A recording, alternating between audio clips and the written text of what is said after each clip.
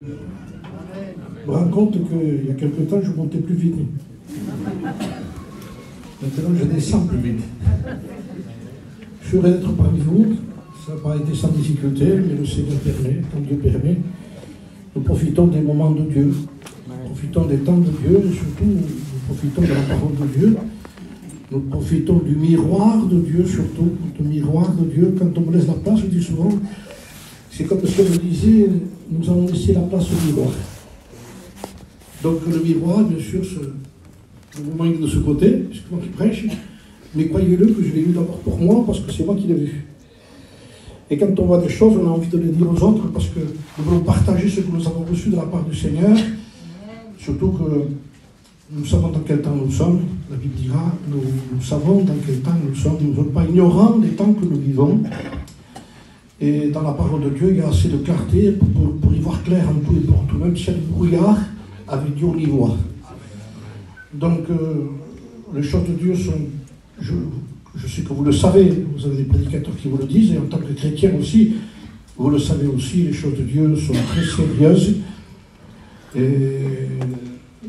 il y a des textes, peut-être qu'on ne cite pas beaucoup, mais on ne se moque pas de Dieu.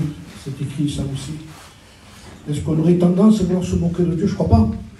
Je ne crois pas, mais pourtant les textes existent. Il y a des textes qu'on ne veut même pas écouter parfois parce qu'on dit ça va décourager. Ça ne décourage pas. Le Seigneur ne décourage personne. Dieu nous avertit. On ne se moque pas de Dieu. Ce que l'homme aura semé, il le récoltera aussi. Donc, on ne peut pas toujours semer. Il faut arriver au temps de la récolte. Et je crois que nous n'en avons pas pour longtemps pour récolter.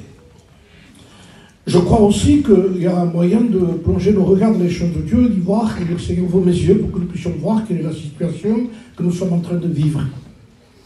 J'étais en train de lire un texte qui m'a interpellé. Je n'ai pas trop l'habitude de lire ce texte-là, cette histoire. C'est l'histoire d'Ananias et Saphira. Donc c'est bizarre qu'on parle un peu d'eux. Vous avez remarqué, hein? J'en parle pas beaucoup non plus. Mais pourtant, ça fait partie d'une expérience qu'a fait Pierre, que la parole de Dieu nous relate, elle nous dit.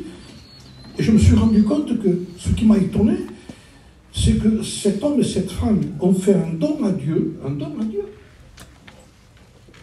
et les deux sont morts. Donc, s'ils auraient été volés dans la caisse, dans l'offrande en disant, ça c'est pour moi, on comprendrait qu'il y aurait un problème pour eux. Ils ont donné. Donc, le problème, c'est qu'ils ont menti. Et même si on donne et on ment, c'est un mensonge. Et le mensonge est appelé mensonge dans la parole de Dieu. Ça n'a pas notre sens. C'est pas écrit autrement. C'est pas écrit manque de spiritualité. Non. Il dit mentir, c'est mentir. Voler, c'est voler. Être méchant, c'est être méchant. Le Seigneur appelle les choses comme elles sont. Et si nous ne portons pas un regard sérieux dans les choses de Dieu, nous allons avoir des problèmes, surtout dans ce que nous allons récolter. Alors, comme vous, en tant que chrétien, je ne parle pas en tant que prédicateur, je parle en tant que chrétien, parce que c'est un chrétien, Xavier se présentera comme un chrétien dans le ciel, pas comme un prédicateur. En tant que chrétien, je lis ma Bible. Je voudrais la lire plus souvent. Et je voudrais vous dire tout de suite, si de l'évangélisation, de l'exhortation, écoutez, dans un temps où on vit aujourd'hui, on sait plus où on en est. Je ne sais pas si vous le savez, si vous êtes comme moi, hein, vous donner un nom à quelqu'un, c'est compliqué aujourd'hui. C'est par rapport à sa vie qu'on voit les choses. Donc je vous dis par exemple, est-ce qu'un chrétien doit lire sa Bible? Amen. Il faut la lire. J'ai pas d'autre moyen, moi j'ai pas d'autre. Est-ce qu'un chrétien prie non pas pour rendre grâce à sa table, parce que ça n'importe qui le fait ça. Est-ce qu'un chrétien sait qu'il prie, il parle avec Dieu, et il demande à Dieu qu'il lui parle? Donc comment peut-il exister aujourd'hui un évangile, un christianisme sans Bible et sans prière? Je vous pose la question. Je parle à mon peuple ici. Là. Mon peuple, c'est les voyageurs, c'est partie des gitans. C'est pas simplement quelques Catalans qui sont par là, même si je suis un Catalan. Mais je me fais du souci pour moi, je me fais du souci pour l'Église d'aujourd'hui, je me fais du souci parce qu'en même temps, ça va faire 50 ans que je suis baptisé bientôt. Donc je parle avec des frères, j'étais à l'école biblique avec avec Michel Callot, avec Georges Delure, c'était en 77. Et il y a donc des temps qui sont passés, des années qui sont passées. Et malheureusement, je le dis, parce que je dis ce que je pense, c'est les choses ne vont pas comme avant, les choses, au lieu d'aller en mieux, il semblerait qu'aujourd'hui, il y a des choses qui sont en train de se passer, on donne des noms, en réalité, ne cadrent pas avec ce qui se vit. Alors, j'ai voulu chercher dans la Bible pour éclairer mon cœur, pour éclairer nos vies. Vous savez que Ananias et Saphira ont fait un nom à Dieu. Je vous dis ça à nouveau parce que c'est important. Ils ont vendu un champ, ils ont gardé une part, ils sont allés vers Pierre, ils ont donné l'argent. Qui m'a levé? Et Pierre dit, écoutez, le texte est grave. Pourquoi Satan a-t-il rempli ton cœur? Et je viens de faire un don. Au point que tu mentes au Saint-Esprit. Où est le problème? Mais Pierre a la révélation de tout, parce que la Bible nous révèle tout. Ce que les gens ne savent pas, la Bible nous le dit. Et en ce temps-là, il y avait des hommes qui étaient capables de révéler. C'était même compliqué d'être à côté de ces hommes-là. Parce qu'ils vous regardaient en disant, je sais qui tu es, ce que tu as fait, je sais comment tu viens. C'est compliqué tout ça. Mais ça existait. Et aujourd'hui, comment on fait alors? Ben, nous avons la Bible. Nous avons la parole de Dieu. Si on veut savoir où on en est, il faut lire. Des fois, on ne peut pas s'apercevoir qu'on est en train de frauder avec Dieu, de mentir avec Dieu. Parce que quand quelqu'un pêche, il ne pêche pas contre nous, il pêche contre Dieu, on pêche contre Dieu. Et le péché, c'est quelque chose qu'il faut régler avec Dieu. C'est ce Dieu que nous allons rencontrer. Nous, entre nous, on peut essayer de... C'est pas le cas, mais on peut essayer de s'arranger entre nous. Mais il faudra que si on veut s'arranger entre nous, il faut prendre ce livre et le mettre de côté. Dire, écoutez, on va s'arranger avec ce qu'on sait. Non, on va s'arranger avec ce que dit le livre, ce que dit la parole de Dieu. Pour moi, pour vous, pour tous, parce que tôt ou tard, moi et vous, nous allons nous présenter devant Dieu. J'ai envoyé un message, de temps en temps, j'envoie des messages que j'ai lus, que j'écoute, et quelqu'un m'a répondu, une chrétienne m'a répondu, je ne sais même pas si je suis sauvé. J'ai peur de mourir. Parce que c'est là le but. On n'est pas chrétien pour rester 300 ans pour rien. On dit 70, je suis dans les normes moi déjà, 70. Donc, on vit un temps sur la terre. Et après, il faut rendre des comptes à Dieu. On va se présenter devant Dieu. On est enlevé ou on n'est pas enlevé. On part ou on part pas. Alors là, c'est pas simplement de dire, mais il ne faut pas enlever la foi des gens. Je ne touche pas à la foi des gens, à la réalité de ce qu'on vit. Parce qu'ici, d'accord, mais dans le fait, ça manque, ça compte. Alors, la Bible nous exhorte, examinez-vous vous-même. Éprouvez-vous vous-même pour savoir si vous êtes dans la foi. Ne reconnaissez-vous pas que Christ est en vous? À moins que vous ne soyez désapprouvé. Le mot désapprouvé, ça veut dire disqualifié. C'est-à-dire, ceux qui connaissent un peu les courses chevaux, parfois, quand un cheval court avec un circuit, ils ont disqualifié parce qu'il y a eu un pas qui n'était pas le même. Mais il est en train de courir. Mais c'est même pas la peine que tu cours, ça ne sert à rien. Tu es disqualifié. Donc ça veut dire que ce n'est pas simplement les choses qu'on fait. Mais il faut courir selon les normes. Nous avons des enseignements. On ne frappe pas comme à l'aventure. On ne croit pas au bon Dieu. Nous, on croit Dieu. Nous, on croit la parole de Dieu. On ne croit pas à l'existence de Dieu, parce que les démons aussi croient. Ils ont peur. Nous, on n'a pas peur, c'est notre Père, Dieu, oui ou non? Et vous savez qu'une correction de Dieu, c'est un privilège pour un enfant de Dieu. Ce n'est pas un problème que Dieu nous corrige. Quand c'est pour notre bien spirituel. Alors, je me suis dit, Seigneur, un texte aussi grave que quelqu'un est en train de donner, il dit, tu as menti, il dit, tu étais libre de donner ce que tu voulais, c'était à toi. Il dit, Ananias, c'était à toi. Tu n'avais pas besoin de mentir. Tu aurais pu garder tout l'argent pour toi, si tu voulais, c'était pas un problème, ça. Mais là, où vient le problème? C'est que tu veux te faire passer pour quelqu'un qui n'est pas. Voilà le sens du texte. Tu veux te faire passer pour quelqu'un qui n'est pas. Et quand tu veux se faire passer pour quelqu'un qui n'est pas, alors pour Dieu c'est grave. Il vaut mieux, comme un jour a dit le fils prodigue, alors qu'il était avec les pourceaux, hein, il appelait Dieu son Père encore, dans la maison de mon Père. Pourtant, il n'avait pas l'état d'être un fils, mais dans son cœur, il était fils. Parce qu'il savait qu'il pouvait revenir à la maison de son Père, mais pas en regardant autour de lui, pas en regardant les gens. Le fils prodigue n'est pas rentré chez les autres pour revenir au Père. C'est ce que font les gens. Le vrai rétrograde qui revient à Dieu, c'est celui qui ne regarde pas chez les gens en disant « je ne veux plus à la réunion à cause de ça ». Et pas à la réunion, donc il rentre chez les gens, il rentre chez le pasteur, il rentre chez le diacre, il rentre chez les autres. Non, pour revenir, il rentre en lui-même, dira la parole de Dieu. Il est rentré en lui-même, parce qu'il savait que le problème n'était pas là-bas, il était là, le problème. Si nous nous jugions nous-mêmes, nous ne serions pas jugés. Moi, vous, tous ici, la Bible dit que la mort, c'est le rendez-vous de tous les vivants, ça ne peut pas se tromper. Même si j'habite à Béziers, je dis aux gens de Nice et du GWB, rendez-vous là-bas. Et c'est sûr, il faudrait y aller. Donc parce que le ciel, c'est pas pour ici, c'est pour là-haut. Il y a une évangélisation, une façon de prêcher aujourd'hui, on donne tout ici comme sur rien dans le ciel. Vous serez bénis, vous serez guéris, Dieu va vous bénir, vous levez votre nom, vous allez voir tout ce qui va se passer. Alors je cherchais dans la Bible, tout enfant de Dieu, et j'ai vu que seule la Bible, écoutez bien ce qu'a dit un homme de Dieu, je l'ai noté, seule la Bible ne fait pas simplement la différence entre ce qui est vrai et ce qui est faux, mais entre ce qui est vrai et presque vrai. Et là, c'est différent. Entre ce qui est vrai et ce qui est faux, il n'y a pas de problème. On s'est discuté sur les religions, ça, il ne faut pas y aller là-bas. C'est faux, ça. Et on dit, c'est vrai. C'est vrai.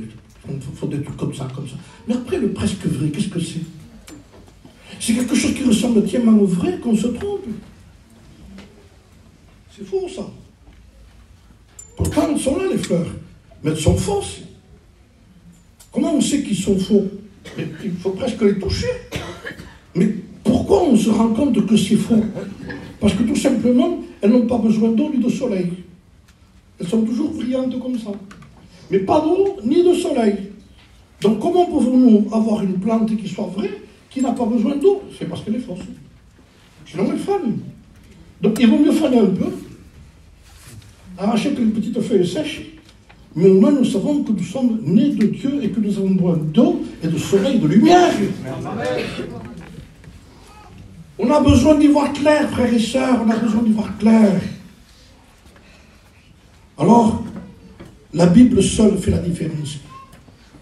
Je bénis Dieu pour le livre. Vous savez, je disais toujours dans mes réunions, je le dis souvent maintenant, je suis fier d'avoir la Bible. Je crois que c'est le seul orgueil que Dieu nous permet de connaître Dieu. Vous savez que Dieu haït l'orgueil. Mais le seul orgueil que Dieu nous permet, si quelqu'un veut s'enorgueillir ou être fier, qu'il soit fier de nous connaître, eh bien soyons fiers d'avoir ce livre-là. Il ne nous trompera jamais. Amen. Lui fait la différence entre ce qui est vrai et ce qui est presque vrai. Aujourd'hui, on peut dire à quelqu'un qu'il est fou. C'est compliqué de dire à quelqu'un que tu n'es pas chrétien, toi. Je n'oserais pas le dire non plus. Comment on fait pour dire ça? Et quand on lit la parole de Dieu, on se rend compte, et je vais vous faire deux lectures. Hein? On m'a laissé la place avant, pour vous dire ce que j'ai envie de dire. Hein? Enfin, message, on verra. Ce n'est pas une question de grand message, c'est une question de temps, qu'il faut prendre le temps pour dire les choses qu'on a besoin de dire, tout simplement. Alors je vais faire deux lectures de deux exemples que j'ai vus dans la Bible, un dans l'Ancien Testament, un dans le Nouveau Testament. Une personne qui a rencontré Dieu et un soi-disant personnage qui a rencontré Dieu, soi-disant. Donc nous allons voir, je lis dans le deuxième livre des Rois, chapitre 4, on va essayer de faire vite. Hein? Mais vous savez, il faut prendre le temps pour notre âme aussi. Hein? Très important. Hein? Voilà. Le film que tout à l'heure, on le verra d'accord. 2 Rois, chapitre 4, verset 8. Un jour, Élisée passait par Sunem. Je note bien, hein, c'est pas il était une fois. Un jour, ça s'est passé comme ça. On ne raconte pas des histoires, c'est pas des contes de fées, ça. C'est une réalité qui s'est passée. Élisée passait par une ville qui s'appelait Sudem. Élisée, c'était celui avec qui on consultait Dieu. Quand on parlait à Élisée, si on voulait parler avec Dieu, on consultait l'homme de Dieu. Donc c'était l'homme de Dieu qui passait par excellence. Et il passait par Sudem. La Bible dit qu'il y avait là une femme de distinction qui le pressa d'accepter à manger. Et toutes les fois qu'il passait, il se rendait chez elle pour manger. Elle dit à son mari, voici, je sais que cet homme qui passe toujours chez nous est un saint homme de Dieu. Faisons une petite chambre haute avec des murs. Mettons-y pour lui un lit, une table, un siège, un chandelier, afin qu'il se retire quand il viendra chez nous. Élisée, étant revenu à Sinem, se retira dans la chambre haute et y coucha. Donc j'ai pris le premier exemple. Et ensuite, je vais vous prendre maintenant le second exemple. Et le second exemple fait partie, je dirais, réellement de ce qui serait appelé le presque vrai. Pourtant, c'est pas n'importe qui, il ne s'est pas converti avec, soi-disant converti avec n'importe qui, baptisé avec n'importe qui plutôt. Hein? Alors, je lis dans les Actes des Apôtres, au chapitre 8, et au verset 4. C'est pendant un réveil. Le réveil de Philippe, on appelle ça. Hein? Ceux qui avaient été dispersés allaient de lieu en lieu, annonçant la bonne nouvelle de la parole. Philippe, étant descendu dans la ville de Samarie, il prêcha le Christ. Les foules entières étaient attentives à ce que disait Philippe, lorsqu'elles apprirent et virent les miracles qu'il faisait. Car les esprits impurs sortirent de plusieurs démoniaques, en poussant des grands cris, et beaucoup de paralytiques et de boiteux furent guéris. Il y eut de grande joie dans cette ville. Il y avait auparavant dans cette ville un homme nommé Simon, c'est de M. Simon que nous avons parlé, hein? Simon, qui, se donnant pour un personnage important, exerçait la magie. Notez bien, il a toujours été appelé Simon le magicien. Il provoquait, écoutez le mot, l'étonnement, et c'est ces mots que j'ai soulignés, hein? Il provoquait l'étonnement du peuple de la Samarie, tous, depuis le plus petit jusqu'au plus grand, l'écoutaient attentivement et disaient, celui-ci est la puissance de Dieu, celle qui s'appelle la grande. Il écoutait attentivement parce qu'ils avaient longtemps été étonnés, encore le mot, par les actes de magie. Mais quand ils eurent cru à Philippe et qu'il leur annonçait la bonne nouvelle du royaume de Dieu et du nom de Jésus-Christ, hommes et femmes se furent baptisés. Simon lui-même crut. Et après avoir été baptisé, il ne quittait plus Philippe et il voyait avec étonnement. Il n'a pas changé. Les miracles et les grands prodiges qu'il opérait. Il n'avait pas changé, en réalité. Nous allons voir la suite. C'était l'homme qui était attaché. Il crut, ça ne veut pas dire qu'il était converti. La preuve, c'est qu'il y a un problème. C'est écrit. Il était attaché à tout ce qui était dans ce qui l'intéressait à lui, dans ce qui était magicien. Il avait des choses que jamais il n'avait vues lui. Et il y a quelque chose qui va le découvrir à cet homme. Pourtant, il a été baptisé. Je note qu'il a été baptisé. Je ne sais pas si on pourrait y toucher aujourd'hui, non? Si la parole de Dieu ne révélerait pas ce qu'il est en train de dire ici.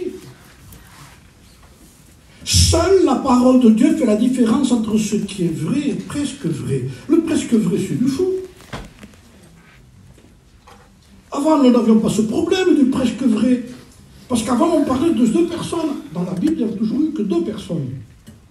Abel et Caïn. Et c'était clair. Dieu a reçu l'offrande d'Abel, et Dieu a dit, apporte un regard sur Caïn et sur son offrande, et dit, toi, je ne te veux pas. Non, tu n'es pas agréable. Mais jusqu'à maintenant, il n'y avait que deux. Isaac, Ismaël, par exemple. Je donne un exemple. Le fils prodigue et le fils de la maison. Un troisième n'existait pas.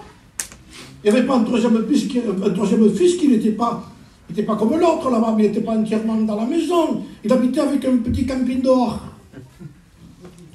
Non, en dehors de la maison, c'est le pays éloigné. De suite après la porte, c'est ça. L'autre a vu la conséquence de ce qu'il a été. Il a été bien loin dans le péché, lui. Tu te rends compte de ce qu'il a été? Mais je ne l'ai pas dans la maison, c'est qu'on est alors. Où on est? C'est moi qui pose la question parce que j'ai la Bible. Ou je suis dans la maison, je ne suis pas. Est-ce que ça existe un troisième? Nous l'avons créé. Indirectement, nous l'avons créé. Pas nous simplement, mais l'église de la Odyssée l'a créé. Il y avait un froid et un bouillant avant. Vous aviez un rétrograde et un païen. Un païen clair, rétrograde et un chrétien. Maintenant, qui sait celui qui vient sans savoir où il en est? Si on ne se sent pas, je crois que c'est comme ça que vous devriez le faire, ne vous sentez pas écrasé dans ce que je vous dis. Si la Bible parle, c'est parce qu'elle a une solution. Amen. Jamais Dieu ne parle sans solution. Amen. Jamais Dieu ne parle sans rejeter. Jamais. Même Madame Ananias, Dieu lui a donné une chance. Son mari venait de faire la faute. Il a menti, il est mort foudroyé. Tombé par terre. 3 heures après, arrive sa famille. Et Pierre lui pose la question. Mais poser la question, c'est appel à la repentance. C'est l'appel à la repentance, tout ça. Il dit, est-ce à ce prix que vous avez vendu le champ? Elle aurait dû se méfier quand même, dire, pourquoi elle me pose la question là? Oui, mon mari. Ils se sont entendus. On ne joue pas avec les choses de Dieu. Amen. J'ai besoin de frères qui m'avertissent, moi. Je n'ai pas besoin de frères qui me disent, oh, ah, non, non, non, non, j'ai besoin de frères. On ne voit pas là derrière. Et quand il y a un frère derrière, il dit ça là. Fais ça avec la main. Dans ces couleurs, on a des monastères, on fait derrière. On a besoin d'un frère derrière, on a besoin de ça, on a besoin d'être avertissez-vous. Il n'est pas écrit, surveillez-vous les uns les autres, mais veillez les uns sur les autres, oui. On ne se surveille pas, nous. On dit, ah, ça y est, je l'ai vu, il a fait ça. Ça, c'est ténébreux, ça. Mais veillez, oui, veillez, oui. Oui, veillez, oui.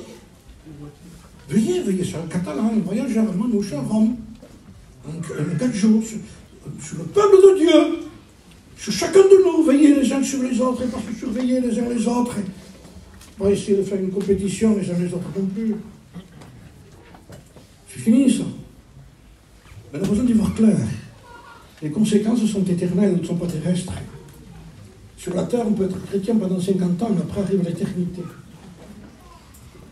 Dieu a tendu la main à la femme d'Ananias. Oui, c'est à ce prix. Ceux qui ont emporté ton mari ont emporté aussi. Un jour, j'ai écouté une prédication qui parlait sur ça. Il disait, comment ça se fait donc aujourd'hui, les gens ne vivent pas ça aussi. Ils ne sont pas morts, certains, tout en vivant ce qu'ils font. Mais écoutez ce qu'a dit cet homme. C'est une réponse qui m'a convenu. Il dit que peut-être il y aurait tellement de morts chez nous qu'il y aurait des contrôles de la police.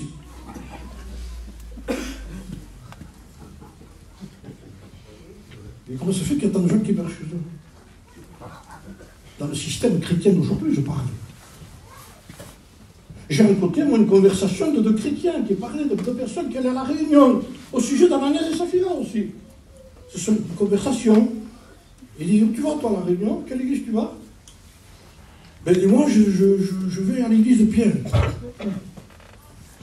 Attention, hein. Mais écoutez bien, hein, ce que dit cet homme. Attention, hein, si tu fais des choses comme il ne faut pas là-bas, c'est dangereux. Ça veut dire que là où tu es, tu peux le faire.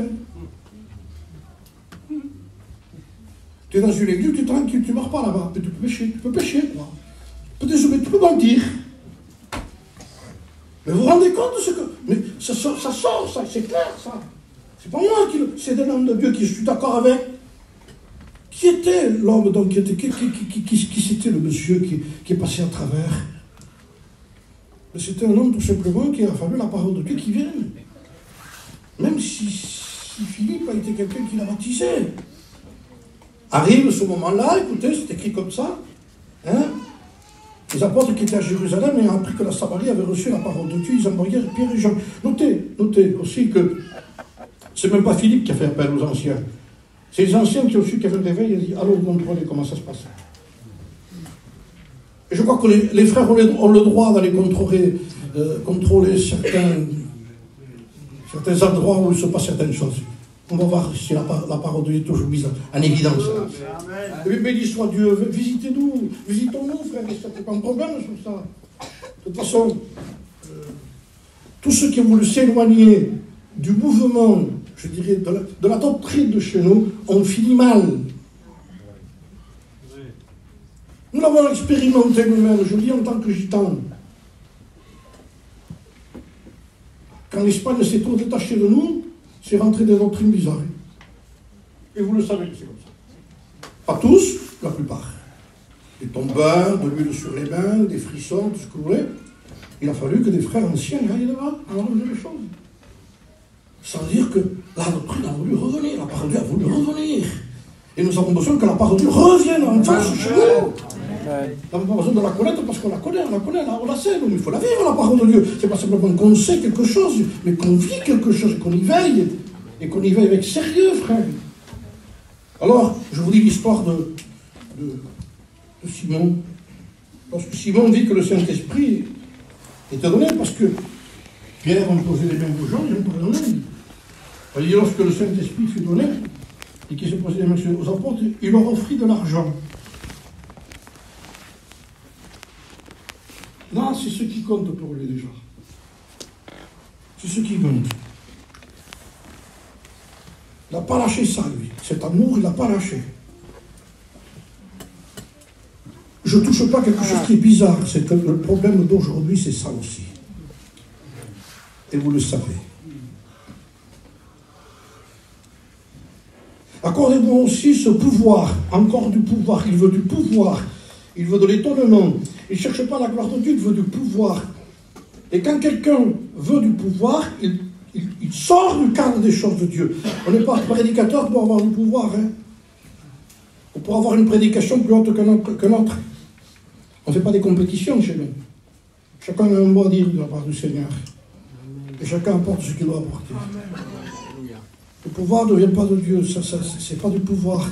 On a posé la question un jour à Pierre, alors que le Christ était ressuscité. Il y avait tellement de bénédictions qu'on a voulu les arrêter, on a voulu arrêter l'évangile. Et ils ont posé la question. Le Sanhédrin, tous les sacrificateurs, tout ce qu'il y avait, les scribes, les pharisiens, ont posé la question. Dis-nous, par quel pouvoir ou au nom de qui vous faites ces choses-là? Deux questions en même temps. Par quel pouvoir ou au nom de qui? Pierre fait un choix immédiatement dans son esprit. Écoutez bien. Et le texte suit. Alors Pierre dit, rempli du Saint-Esprit. Le Saint-Esprit le remplit immédiatement parce qu'il a fait un choix. Il n'a pas choisi le pouvoir, il a choisi le nom. C'est au nom de Jésus-Christ de Nazareth que nous avons fait ces choses-là. S'il aurait choisi le pouvoir, il était mort. Quand on choisit le pouvoir, on meurt. On s'éteint. Comme disait l'homme de Dieu, c'est des étoiles filantes après, ça file. Ça brille un temps, mais ça part vite fait. On a besoin des ministères qui durent, des frères qui durent, des anciens qui durent. Amen. Et qui sont fidèles. Amen. Fidèles et qui commencent et qui terminent avec la grâce de Dieu, qui ne changent pas leur conduite, mais leur façon de faire. Il veut du pouvoir. Là, accordez-moi aussi ce pouvoir, afin que, à celui que j'impose les mains, reçoive le Saint-Esprit. Alors là, Pierre, il est tombé mal, hein, monsieur. C'était le Pierre d'Ananias et Saphira, là. En un mot, le Pierre d'Ananias et Saphira, c'est le Pierre des Épîtres.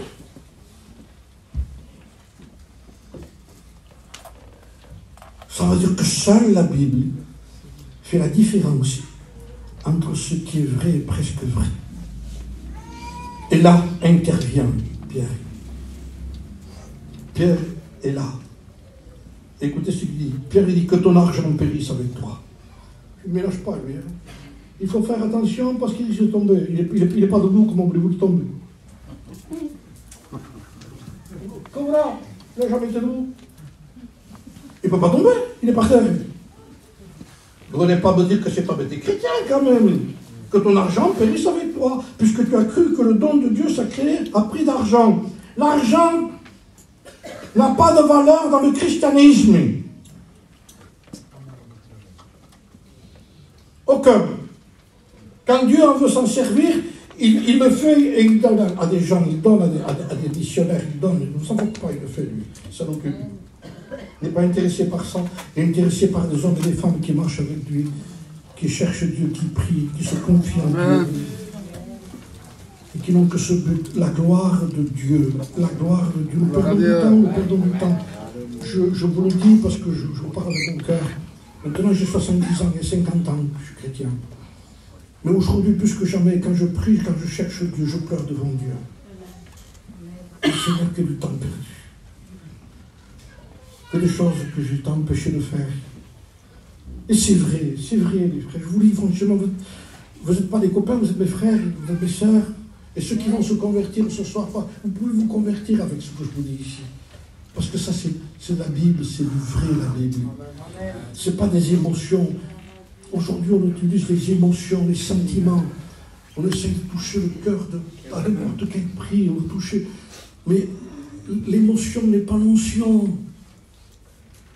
Vous le savez que l'émotion n'est pas l'onction. Et comme aujourd'hui, il n'y a pas assez l'onction, on utilise l'émotion. Et pour utiliser l'émotion, il faut utiliser des moyens, je ne sais pas moi. Ils se font accompagner avec un piano, ils veulent quelque chose derrière, ils veulent ajouter quelque chose à quelque chose, il t'a rien à ajouter à ses paroles, et la Bible n'ajoute rien à ses paroles de peur que tu ne sois trouvé menteur. Tu n'as rien à ajouter.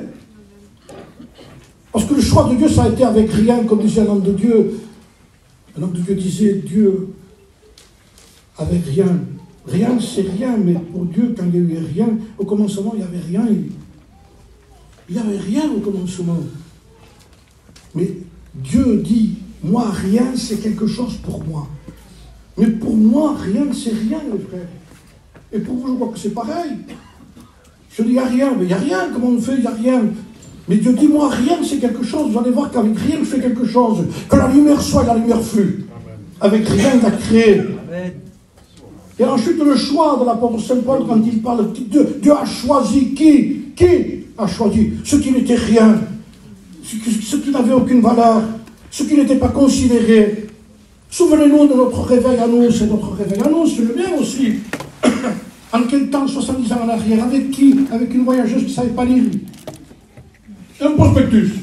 Mais c'est terrible quand même. Aujourd'hui, ce réveil, on ne l'aurait pas, nous, parce qu'il y a trop, vous comprenez? J'arrive parce que moi je connais un peu ça et ça et ça. Non, tu es quelque chose, je ne peux rien faire avec toi parce que tu es quelque chose, parce que tu es quelque chose. Quand tu seras rien, je t'utiliserai. Amen.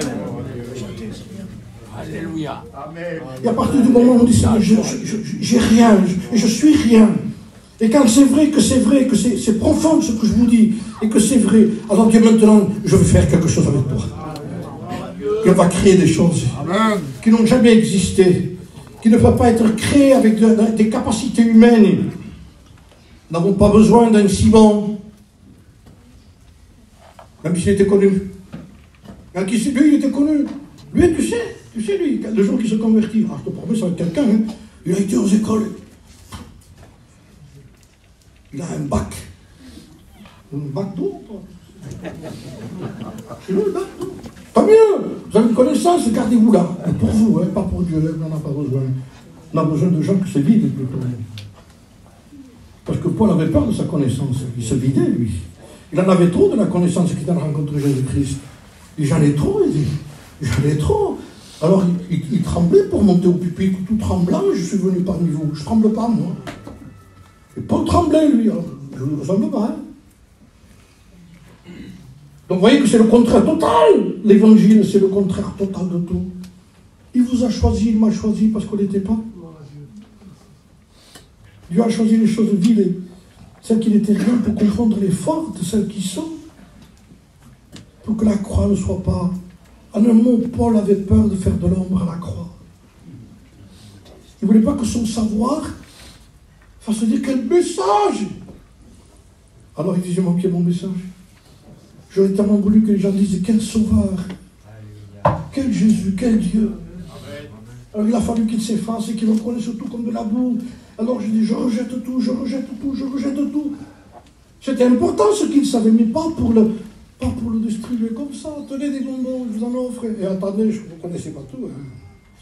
Je reviendrai, vous allez écouter ce que vous allez écouter. On n'a pas besoin d'écouter ça, nous. Nous voulons voir Jésus. Amen. Amen. On a besoin de revoir Jésus. Amen. Il faut revenir aux choses simples. Aux choses simples où Dieu nous a choisis à nous.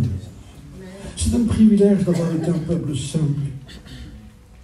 Mais quel désastre de devenir un peuple compliqué. Qui gagne connaissance, vous dites. Arrêtons avec ça. Il y a de l'égarement aujourd'hui. La preuve, on ne sait plus reconnaître. Alors la Bible est là, comme étant l'épée, Pierre se trouve devant l'homme. Là, il ne peut pas passer à travers, il a passé à travers pour le baptême, il ne passe pas à travers devant Pierre, là, c'est fini, là. Quelle façon il lui parle, avec quelle autorité? Avec quelle autorité? On dit, tu manques de spiritualité, tu ne lui parles pas comme il faut, tu manques d'amour. Dites-lui à Pierre. Quand ton argent périsse avec toi, parce que tu as cru que le don de Dieu s'acquiert à prix d'argent, il n'y a pour toi ni part ni lot dans cette affaire, car ton cœur n'est pas droit devant Dieu. Il a été baptisé avec ce cœur, hein? Avec ce cœur.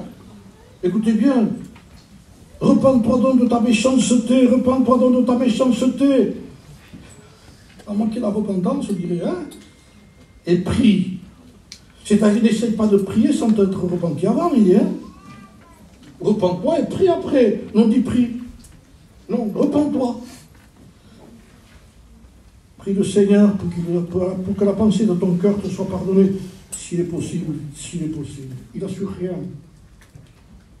Il n'a pas le droit d'assurer certaines choses qui appartiennent à Dieu. Non. Je ne sais pas de quelle façon les personnes se repentent. Fais-le. Et Dieu te voit. Je dis à certains frères de chez nous, quand quelqu'un est en train de se repentir, ne fais pas de leçons de doctrine ici. Hein. Vous avez des prédicateurs qui en savent beaucoup plus que moi. Et quand quelqu'un est en train de se repentir, il ne faut pas le toucher, qu'il se repente tout seul. Il y en a qui veulent imposer des mains sur lui déjà. Non, non, l'imposition des mains, c'est une doctrine. Il impose des mains pour des choses qui sont bibliques. Mais pas pour quelqu'un qui est en train de se repentir. Et c'est eux qui tombe par terre. C'est eux qui subit. On ne subit pas assez. C'est pas assez bas, c'est pas assez bas. Nos origines sont plus basses que ce qu'on croit. Ils sont par terre. Non, c'est pas là. Il va à bout. Il va tout. De la boue. Voilà ce que tu étais. Voilà ce qu'on est.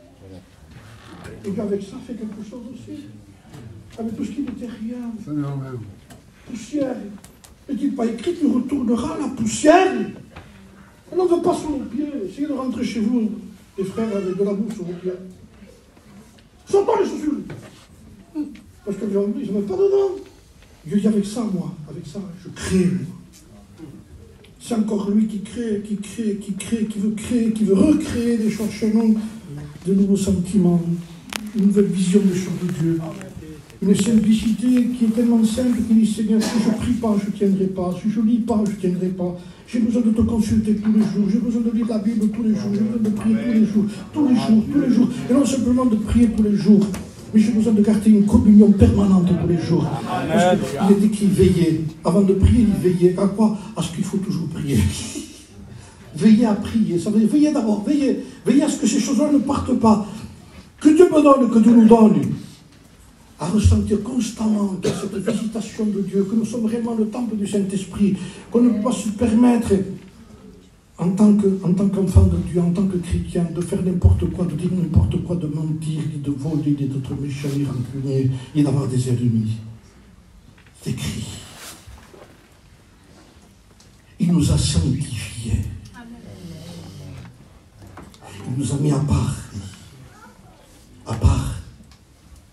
Je disais dans une réunion, peut-être que je le dis ici, je ne me souviens pas, vous vous rendez compte à son nom ici, la guitare, tout ce que nous avons comme instrument ici. Moi j'ai dit que quelqu'un, je dis ça aux prédicateurs qui sont engagés ici, quelqu'un va vous trouver, il dit j'ai un mariage là, un mariage, on va s'amuser, c'est un mariage chrétien, c'est pas le problème, mais un mariage païen, comme on dirait, on boit, on danse, on s'amuse. On n'a pas de solution, vous ne pourriez pas nous la prêter? Je suis sûr et certain que vous allez vous lever en disant non, non, non. Ça, c'est pour Dieu, ça. C'est normal. Ça veut dire, nous l'utilisons, vous avez besoin de faire une réunion, vous le prêtez. Par exemple, chrétien, vous le prêtez aussi. Mais ça ne bouge pas pour aller autre part. En un mot, vous savez ce qu'on a fait par rapport à ça, non? Nous l'avons sanctifié, nous. C'est nous qui avons sanctifié, nous avons mis à part ça pour Dieu. Ça ne sert pas à autre chose que pour Dieu. En un mot, le micro ici ne va pas dans un mariage païen. Vous comprenez? Pourquoi? Parce qu'il est sanctifié. Mais si lui, il ne va pas, qu'est-ce que j'ai à faire, moi? C'est plus que moi, toi. Toi, tu ne vas pas l'avoir, oui, moi je suis sanctifié. Et qu'est-ce que tu es, toi? Je ne sais pas. Ça, ce sont les hommes qui l'ont sanctifié. Ça, c'est Dieu qui l'a sanctifié. Alors, si ça ne va pas là-bas, moi non plus, hein? Alléluia. Vous comprenez ce que je vous dis? Non, un chrétien, ce n'est pas n'importe qui. Un chrétien, c'est quelqu'un qui est né de Jésus-Christ, le cantique. Ce n'est pas un cantique, c'est la Bible qui le dit, c'est la nouvelle naissance. Nous avons besoin de refaire le choix, de renouveler notre contrat avec Dieu. Vous vous rendez compte qu'il nous a donné des arts, acheter quelque chose, il faut donner des arts. Donnez-moi un compte, monsieur, vous le gardez. Bien, Dieu a fait le contraire. Il dit, je te rachète, il dit, et je te donne un compte. Je te garde, il dit, tiens moi. Invendable, hein? Ne touchez pas, c'est vendu. Pour qui? Pour lui, il dit. Et qui c'est qui a donné la compte? Lui. On a compte pour nous. Mais qu'est-ce que vous devrez donner pour moi, Seigneur Jésus-Christ? Eh bien, je t'ai donné un compte. J'ai versé des armes pour toi. C'est énorme, c'est énorme. Réjouissons-nous du choix de Dieu. C'est lui qui nous a choisis. Et je n'ai pas le droit de dire n'importe quoi, de faire n'importe quoi, d'aller n'importe où. Je n'ai pas le droit. Je n'ai pas le droit. Un jour, je rentre dans un supermarché, il n'y a pas longtemps. Et je vois le chien attaché dehors. Et en passant, je dis, t'as pas le droit de rentrer. Le chien. Et après, me vient la pensée. Je dis, est-ce qu'on ne ferait pas comme ça parfois, nous, en déposant notre croix? On est porteur de croix, nous. Et quand on voulait dans certains endroits où la croix ne rentre pas, on dit, t'as pas le droit de rentrer. On la laisse dehors. Il dit, non. Le chien, tu peux le laisser, mais pas la croix. La croix, on ne la lâche pas. On la prend et on meurt avec. Parce que si on veut ressusciter, il faut mourir. Hein. Il n'existe pas de résurrection sans mort. On est trop vivant, frère, dans le caractère et tout. On est trop vivant. On a besoin de mourir, frères et sœurs, dites-vous le. On a besoin d'en finir avec soi-même. On va en finir avec les autres. Le Seigneur, il me fait tomber. Non, tu es tombé tout seul. On tombe tout seul. Même si tu serais dans un désert, tu tombes tout seul. Tu pars sur l'île, tu tombes tout seul. Ce n'est pas les autres qui sont méchants, seulement. Seule la Bible fait la différence entre ce qui est vrai et ce qui est faux. Il a fallu qu'il passe par l'épée. Je bénis Dieu par l'épée. La parole de Dieu puis l'épée. Épître aux Hébreux qui prend ta jointure moelle, qui juge les sentiments, les émotions, tout ce qui est émotion sentimentale. Sentiment, c'est touchant pour nous. Mais dans le mot sentiment, il y a le mot sentimental. Sentimental, ça veut dire que ça va, t'as pas vu comment il est, le pauvre pauvrette, le catalan. Pauvrette. On fait passer pour ça comme ça, nous, avec ce mot. On dit, tu veux pas le tuer? C'est mort, Dieu. On ne peut pas tuer quelqu'un qui est mort déjà. Il faut l'aider à revivre. Et avec quoi? Eh bien, en disant la vérité. C'est tout. Est-ce que la vérité tue? Elle ne tue pas la vérité. Vous l'entendrez, elle vous s'affranchira. Elle vous libérera. On a du mal à dire la vérité aux gens. On dit, frère, attention, marche-moi dans ma dos. Quand tu attends une révélation pour dire ces choses, je n'ai pas besoin de révélation. Je dis ce qui est écrit. Alors, je finis avec Dieu et je finis vite fait. Écoutez bien. Je vois que tu es dans un fiel amer, dans des liens d'iniquité. Fiel amer, lien d'iniquité.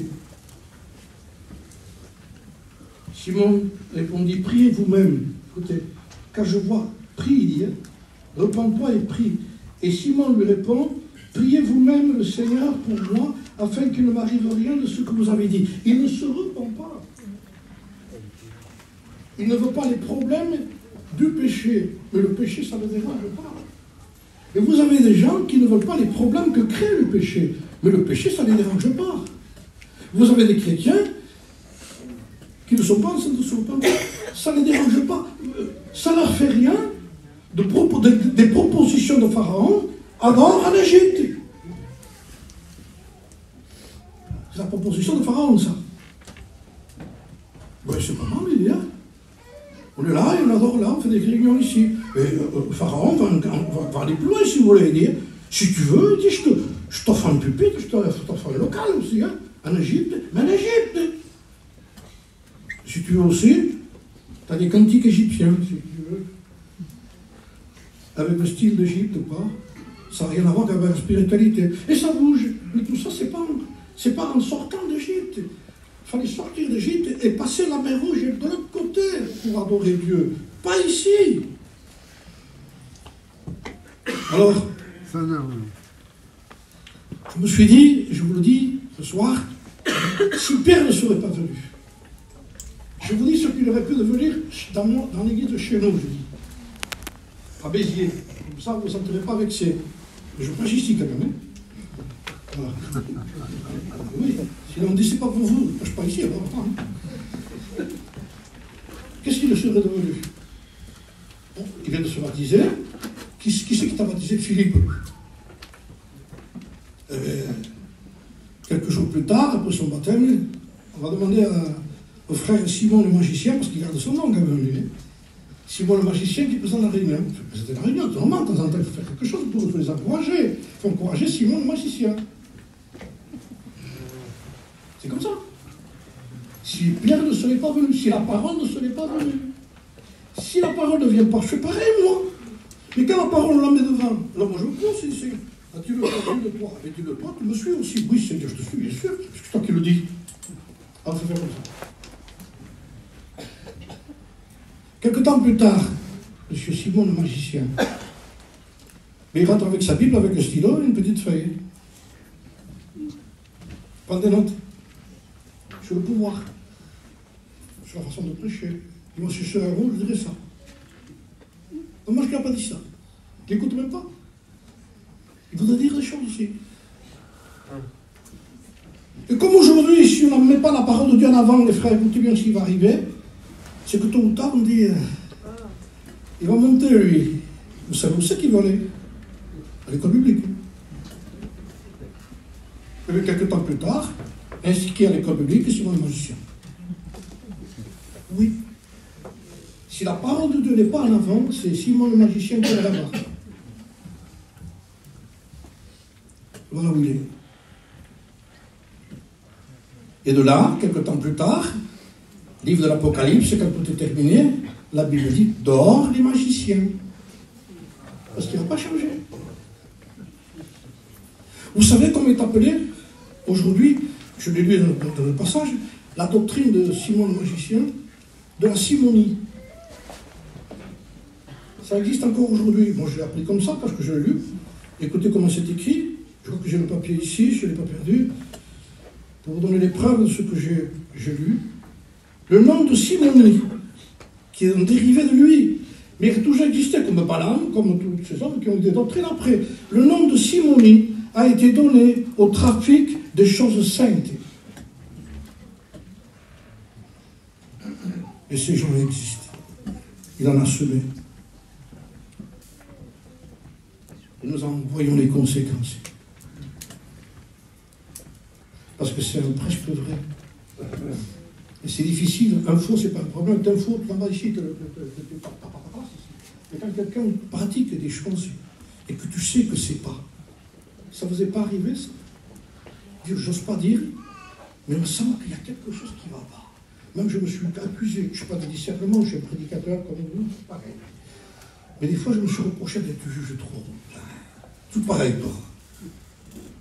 Et ça, c'est vrai que parfois, c'était vrai. Ce qui n'allait pas. Oui, c'était là, oui, ce qui n'allait pas. Pourquoi sa conversion n'était pas bonne? Parce qu'il n'était même pas converti, il était attaché à tout ce qui procurait quelque chose. Jésus sauve, Jésus bénit, Jésus te guérit. Les gens ne comprennent pas même pourquoi après quelqu'un est malade. Il m'a posé une question à un frère, je ne dis pas qui c'est, il m'a posé une question sur ça. Il dit, j'ai pas compris, j'ai demandé quelque chose à Dieu, et je me suis bloqué parce qu'il ne me l'a pas donné. Vous voyez? Donc, parce que tout dépend comment on conçoit les choses de Dieu. On dit, je suis chrétien, Dieu doit me donner. Non. Oublie. J'ai t'a répondu. Quand tu es un homme de Dieu, tu demandes à Dieu. On te dit oui ou il te dit non. S'il te dit non, c'est une réponse, non? Il t'a répondu? Oui, il m'a dit non. C'est une réponse, il dit non. Et s'il dit non, c'est parce qu'il sait que c'est le mieux pour nous. Quelle est la différence entre lui, qui a été l'homme qui n'a même pas été exaucé, il l'a laissé tout seul, il ne lui répond même pas, il ne prie même pas, il ne se repent même pas, il n'y a pas de repentance à lui. Et cette femme, je vous ai cité, je vous le dis vite fait, comme ça, une fois qu'il part. Quelle est la différence avec elle? C'est quand elle a vu l'homme de Dieu qui passait. Elle a voulu le recevoir chez elle. Et vous savez ce qui a marqué cette femme, surtout, je le dis de suite ici, ce qui a marqué cette femme. Cet homme n'a fait aucun miracle, il n'y a rien qui s'est passé.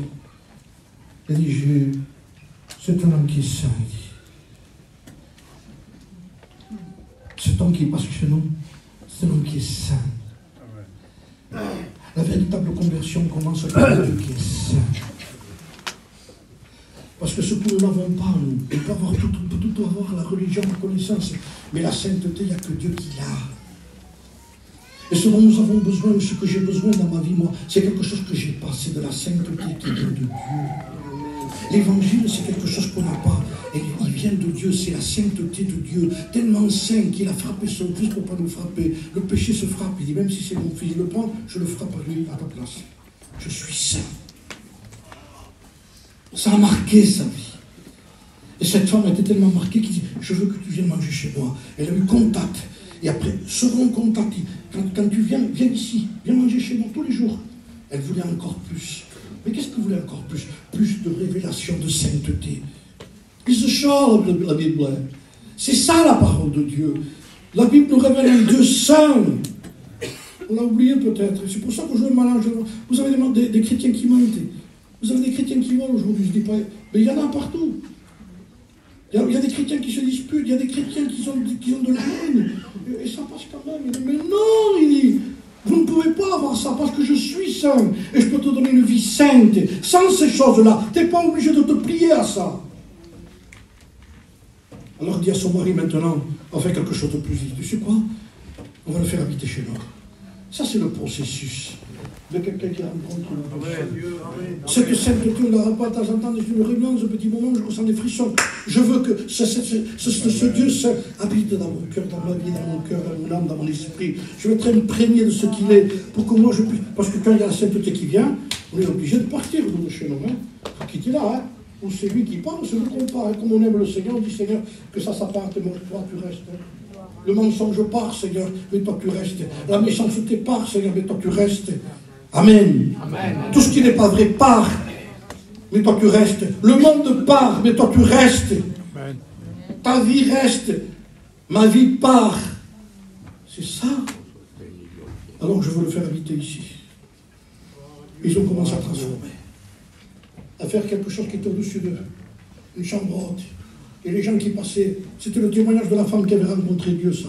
Parce qu'il y a un témoignage quand on rencontre Dieu. Quand on rencontre Dieu, ça se voit. Hein. Ça se voit en tout pour tout, hein, même pour l'habillement. Hein. Tout. Alors automatiquement, qu'est-ce qui s'est passé? C'est que les gens disaient, qu'est-ce que tu fais là? Tu te transformes là? Qu'est-ce que tu fais là? Il y a un témoignage que les gens passent. Il y a un chantier.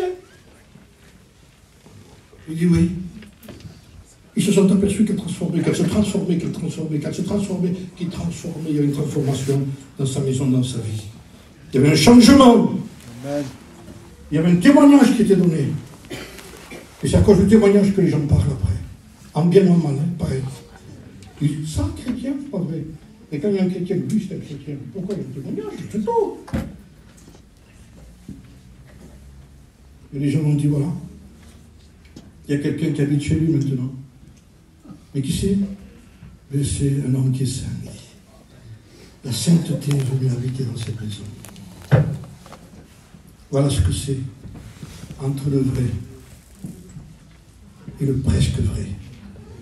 Le presque vrai, c'est Simon qui existe encore aujourd'hui. Mais le vrai, c'est la femme de Sunem qui a fait une véritable rencontre dans les conditions de Dieu. Que Dieu nous y aide ce soir. On prie avec vous. Merci.